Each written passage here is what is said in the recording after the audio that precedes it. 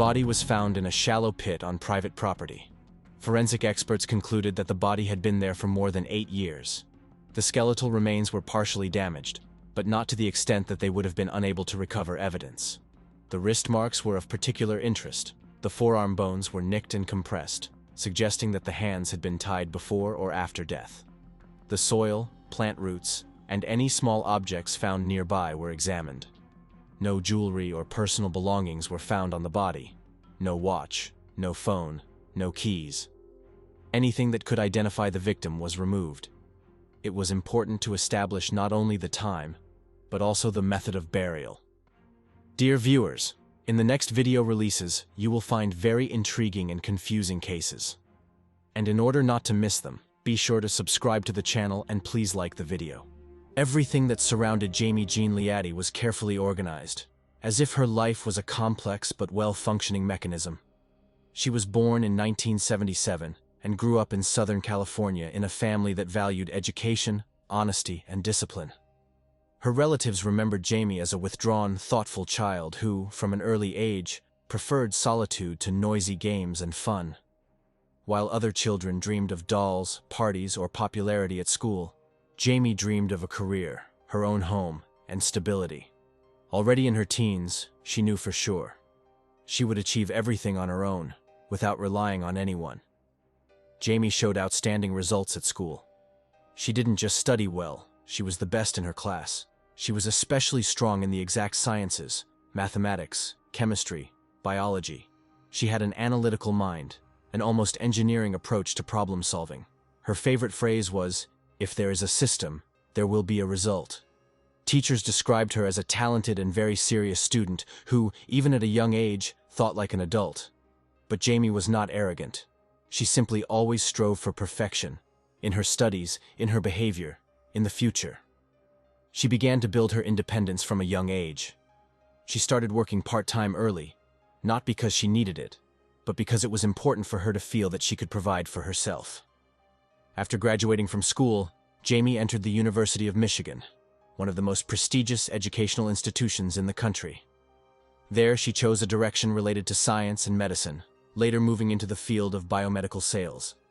It was not just a career, it was a conscious decision, stable, highly paid, requiring an analytical mind and a clear understanding of the product, just what she needed. Colleagues described Jaime as meticulous but polite. She was the kind of person who showed up to meetings 5 minutes early and was the last one out, checking for any unfinished business. She had no tolerance for disorganization, disliked spontaneity, and always followed a schedule. Many noted that she was easy to work with, but almost impossible to get close to. She didn't share personal information, avoided talking about herself, and kept her distance. Even during team events and corporate holidays, Jaime remained on the periphery, smiling politely, but never truly opening up. Her house in Arizona was as tidy as she was. Neighbors said that Jaime rarely invited anyone over. Her days were scheduled by the hour: work, gym, yoga, grocery shopping, household chores. Everything strictly according to plan. She was not an extrovert, but there was no anxiety in this. It was a conscious choice. She liked being alone. She felt safe alone. Jaime's family, especially her father and stepmother, were important in her life, but even with them she set boundaries. They kept in touch, calling each other regularly, but their relationship was hardly emotionally close. This did not mean coldness or indifference, but rather caution. Jaime did not trust easily. She carefully filtered who she allowed into her inner circle, and most often, no one.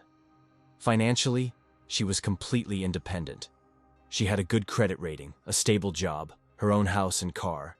She did not ask for help, did not borrow, did not complain about life. From the point of view of an outside observer, she achieved everything she wanted. She had a quiet, stable, verified life, exactly the way she always wanted. Without chaos, without risk, without dependence on others. But behind all this structure, there were sometimes signs of loneliness. In her notes, even in her purchases, books on the psychology of relationships, self-help courses, subscriptions to online therapy. There was something more than just a love of order. It was a desire to understand how to be closer to others, how to trust, how to let someone into your life and not lose control. Perhaps deep down, Jaime dreamed of intimacy and love, but she was afraid to destroy the system that she had been building for years, because it was this system, order, structure, predictability, that was her anchor in life. Jaime Leiatti never wanted to be the center of attention. She did not maintain active social networks, did not seek popularity, did not show off her achievements. She was interested in internal comfort, and she made every effort to maintain it. By all outward signs, she was a person who was completely in control of her life. But it is precisely such people, those who keep everything inside, who do not show pain, who rarely ask for help, who turn out to be the most vulnerable. At that time, Jaime was just over 30. She was confident, financially stable, independent. She lived in her own home in Chandler, Arizona, and had a life that most people could only dream of. Quiet, orderly, drama-free. Just the way she always wanted it. In early 2010, Jaime Jean Leiatti's life was outwardly no different from her usual strictly verified routine. Morning runs, work calls, client meetings, reports, evening yoga classes, all on schedule. To outsiders, she remained the same. Calm, withdrawn, professional. But there were details that only a few knew. She communicated less and less with her family, answered calls less and less often, and her correspondence with her father and stepmother became drier and more distant. At first, her family took this for fatigue or personal changes, but the anxiety gradually grew. By March, communication almost died out. On March 18th, the day when most celebrated St. Patrick's Day, Jaime seemed to disappear. Colleagues noted her absence from the morning meeting. No one received a sick leave or vacation notice from her. The phone was unavailable. At first, this did not cause panic. Jaime could have simply taken a day off. But day after day, there was still no news from her. She did not get in touch, did not answer emails, did not show up for work. It was as if she was erased from her own life. The oddities began to multiply. Her car, which was usually parked near the house, was missing. The neighbors, with whom she barely said hello, had not seen her for several days. Her parents began to call more often, but no one picked up the phone. They wrote, called friends, colleagues. They just threw up their hands. No one knew where Jaime was. A few days later, a man who claimed to be her boyfriend intervened in the matter. Brian Stewart. He said that Jaime had left for Denver. Allegedly, she wanted to start all over again, break with the past and move to another city. According to him, they broke up, but without conflict. They just went their own way. However, this explanation sounded strange. First, Jaime was never spontaneous. She didn't do anything rash or make decisions without a plan. Second, she left all her personal belongings behind. Her clothes, her laptop, important documents, even her toothbrush. The house she lived in was in perfect order, but there was no sign of preparation for the move. Moreover, there was no activity on her bank accounts. The cards were frozen. Payments stopped. It didn't look like a voluntary departure. It was like a switch off, abrupt, without warning, without a trace. Brian Stewart, the only one who claimed to know where she was, kept saying there was nothing to worry about. He assured her that he was in touch with her, that she just wanted to be alone. But Jaime's family didn't believe him. The more they tried to understand, the more they felt. Their daughter had not simply left. She had disappeared.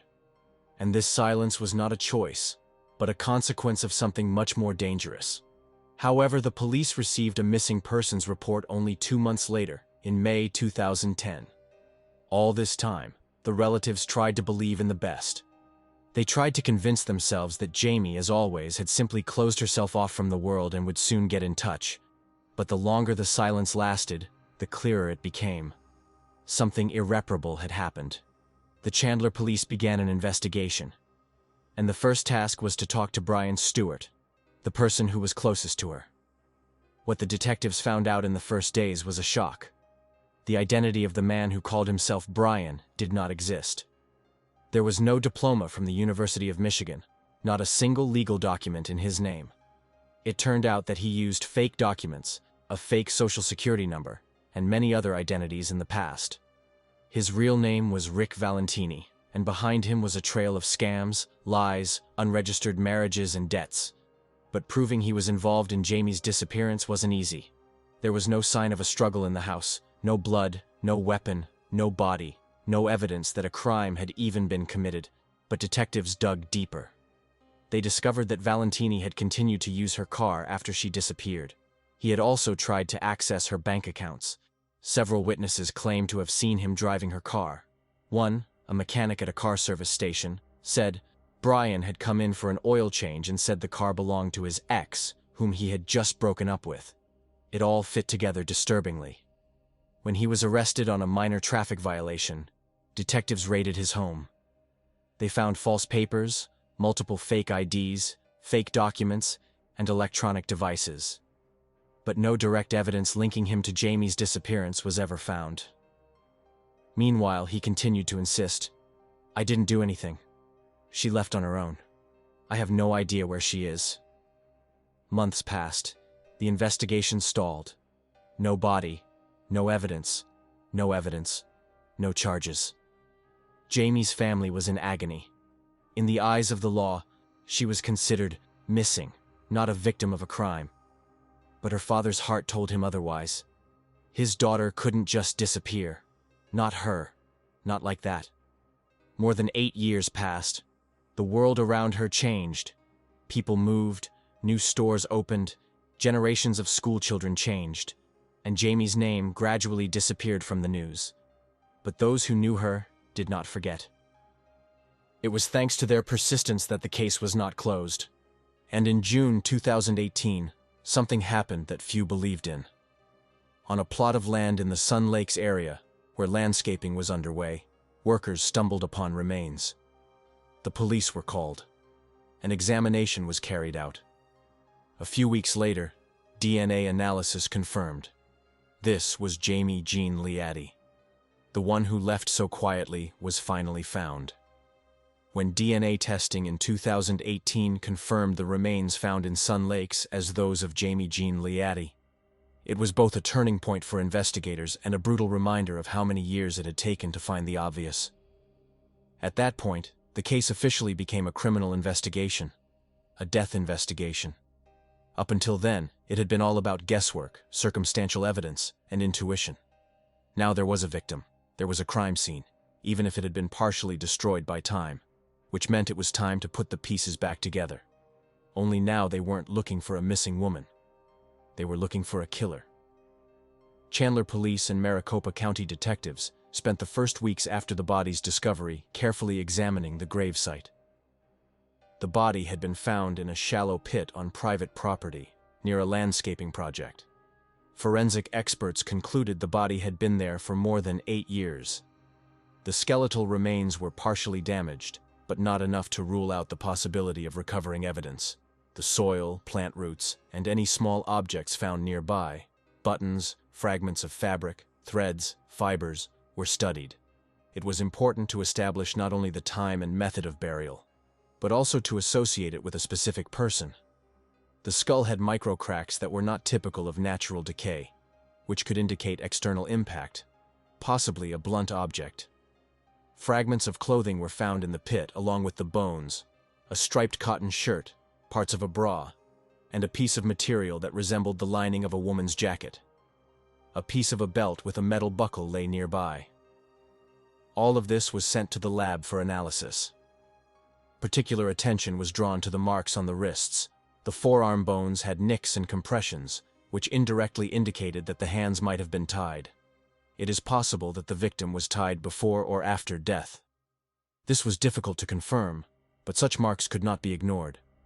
Also found next to the remains was a partially decomposed plastic bag and pieces of black polyethylene, twisted into tight knots. Experts suggested that the body may have been originally placed in a bag before being buried. There was no jewelry or personal belongings on the body, no watch, no phone, no keys. Anything that could identify the victim had been removed. It looked like a deliberate cleansing. However, one piece of evidence did give away who exactly was buried in the unmarked grave. Among the clothing fragments, a torn tag was found with the inscription of a brand of women's sportswear, the same brand that Jaime wore. Her father would later confirm that the shirt could have belonged to his daughter. The forensic examination lasted for several weeks.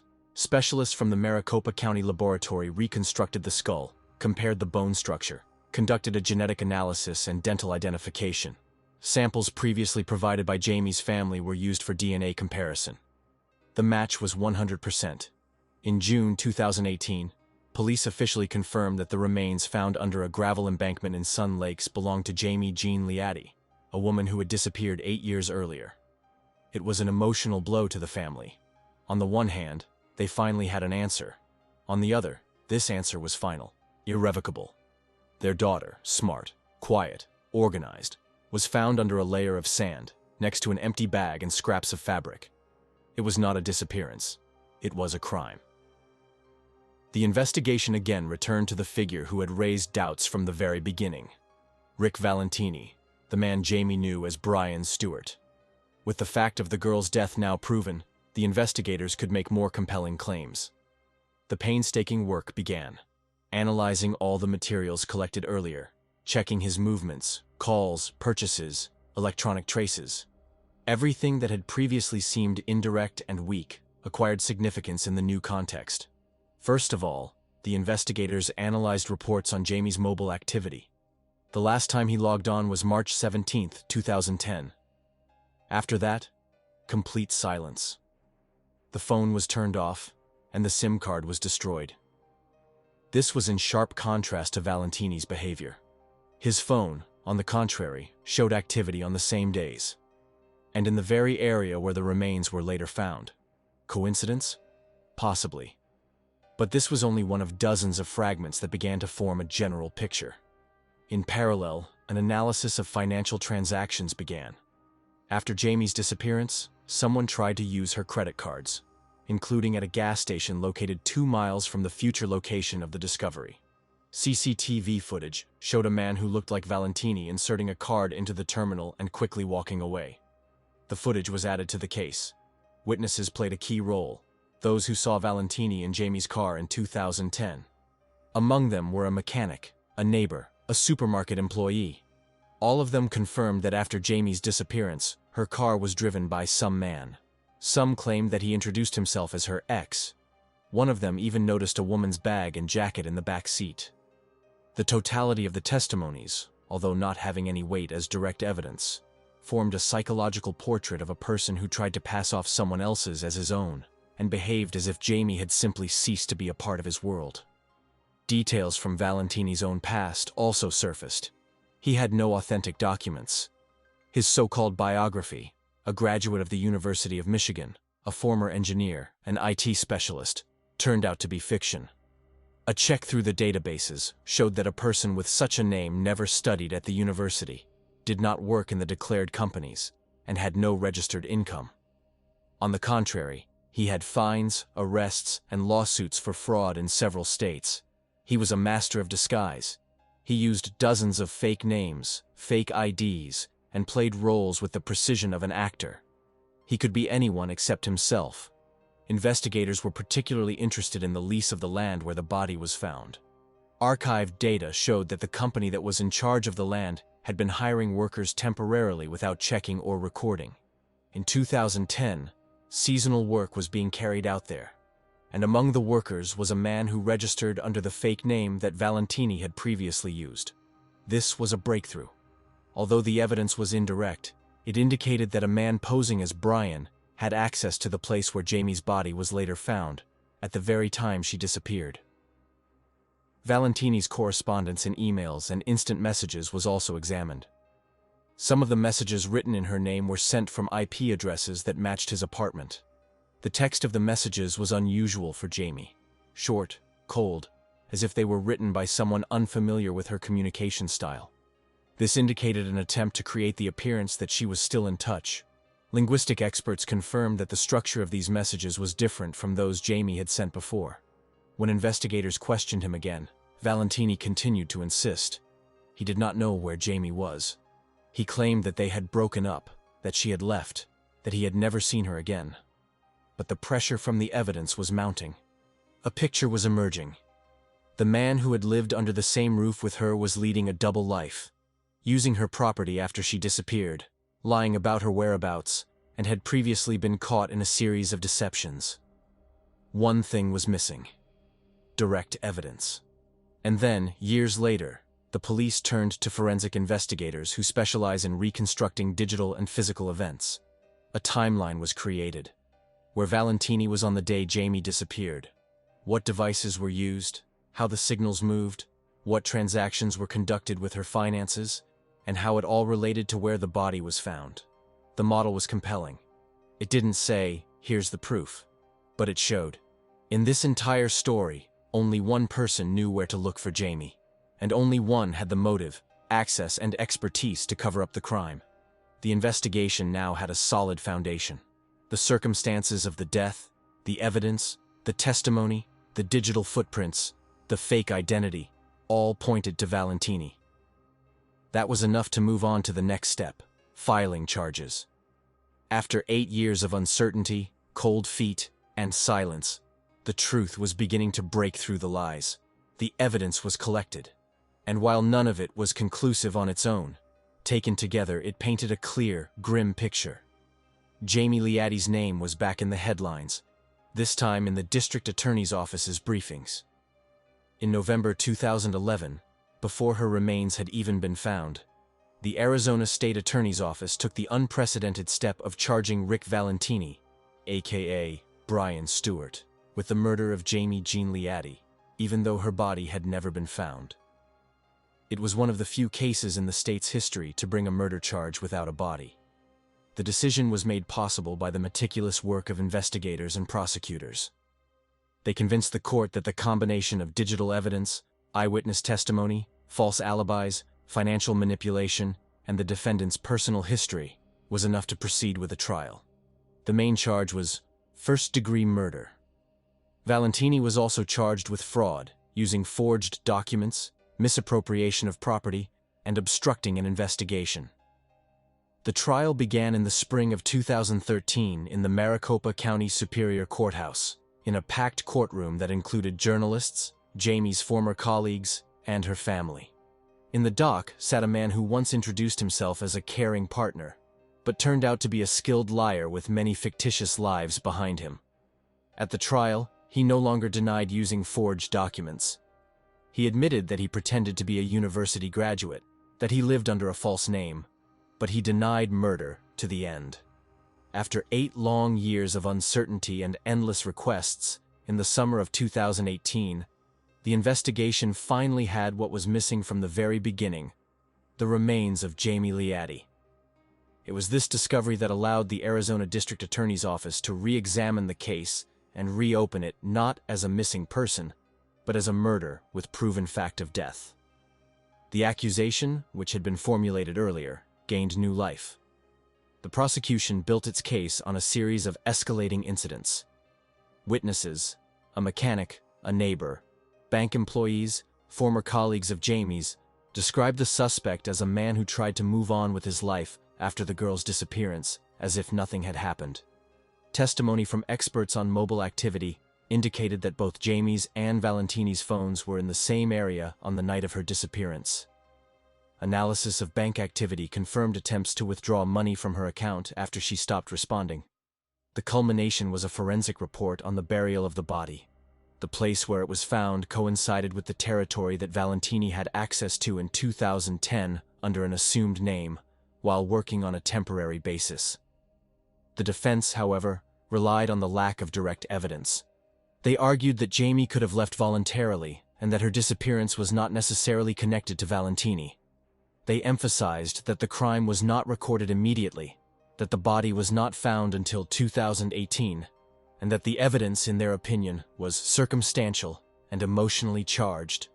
However, during cross-examination, the defense repeatedly stumbled. Valentini's explanations changed, the chronology did not match, and the testimony was confused. The jury saw before them not just an accused, but a person who systematically lived a lie. Expert linguistic examination played a special role.